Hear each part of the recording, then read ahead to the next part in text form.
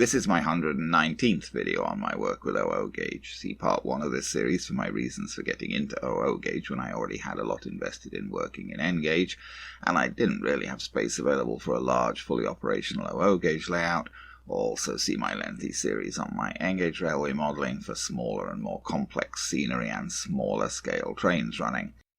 This part will just be a short video on some changes I made to the signalling on my shelf layout. A fairly trivial subject really, but I wanted to cover it, and it's not really going to fit in sensibly with anything else.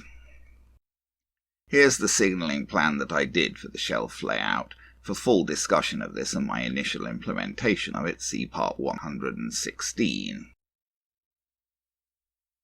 This part is just the result of some changes I made to the signals indicated by the blue circle here.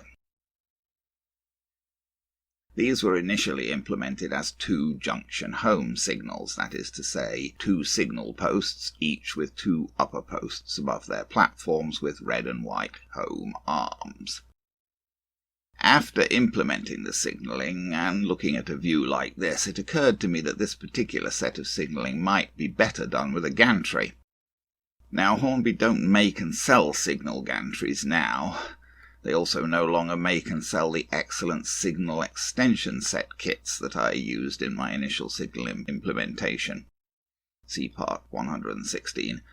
However, Hornby used to make and sell signal gantries, and old ones come up for sale reasonably regularly. So when I came across an old signal gantry set for sale on eBay, I bought it. A slight extravagance really, as I didn't exactly need it, but I thought it would improve the layout, and here is what I got when the set arrived. This was Hornby product number R140. It seems that they previously listed at least one other signal gantry set as R203. My set came with 4 upper posts, although the platform has 5 post holes in it. I think that the R140 set only came with 4 upper poles, though I'm not sure. It suited me okay anyway, as I only needed 4 poles. If I had needed a 5th pole, I could have managed something using a pole from one of the signal extension kits I had. I'm also not sure what the difference was between R140 and R203, although the few pictures I could find of R203 did show 5 upper poles. So I wanted to use this gantry to replace the 2 junction home signals that were signalling for the 2 lines coming out from platforms 1 and 2 of Hatley Station, which uses the Hornby Terminus station set. I felt that a gantry would really be more appropriate for these signals. And here is the new gantry in place. It easily spans the 2 tracks. In fact, it really seems to be a bit too wide for the standard Hornby track spacing dictated by the points, etc. Fortunately, I wasn't trying to use track clips to fasten the bases of the supporting poles to the track, as I don't see how that could have worked for this gantry with my tracks. I just fixed it down with nails through the holes in the bases of the supporting poles, as I did for my other signals on this layout. Here's a wider view of the signals outside Hatley Station, including the new gantry. In the foreground are starter and home signals for platform 3. Behind the gantry is a signal for trains wanting to come out of the siding onto the main line. And in the background are signals for trains coming the other way, a junction signal for trains on the line into platform 1, which could also branch via the crossover points to platform 2, and a passing signal for trains on the track into platform 2 to indicate whether they may proceed through the crossover, and also due to proximity serving as the home signal for platform 2. Back to the gantry one more time, just to summarise the function of the arms. Arms A and B are for trains on the left-hand line from platform 1, arms C and D are for trains on the centre line from platform 2. Arm A indicates whether a train coming out of platform 1, the left-hand line, can pass through the point turning onto the siding. Arm B indicates whether a train coming out of platform 1 can pass through the point proceeding straight on the main line, and also may proceed straight through the next point.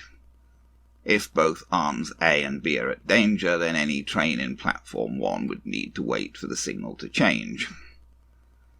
Arm C indicates whether a train coming out of platform 2, the centre line, can pass through the point, turning to cross over onto the other line, so also passing through the point on the other side of the crossover. Arm D indicates whether a train coming out of platform 2 can pass straight through the point on the main line. If both arms C and D are at danger, then any train in platform 2 would need to wait for the signal to change. Note that arms B and C should never be safe at the same time, as B safe implies that the crossover point is straight, whereas C safe implies that both crossover points are set to turn. I do think this works better with a gantry than it did with two separate poles. It's perhaps worth mentioning that the height of the poles is more uniform with the gantry, with both mainline signals being at the same height and both turning signals being at the same height as each other and appropriately lower than the mainline signals. In substituting the gantry for the two poles, I of course removed the two junction home signals previously there. The one that was on the line from platform 2 was particularly nice, including a figure on the platform. So rather than taking it out of use, I substituted it for the junction home signal on the incoming line to platform 1, as seen here. The other signal that I removed was an old triangle one and a bit of an oddball that didn't quite fit in with the others, so I left that one out of use, at least for now.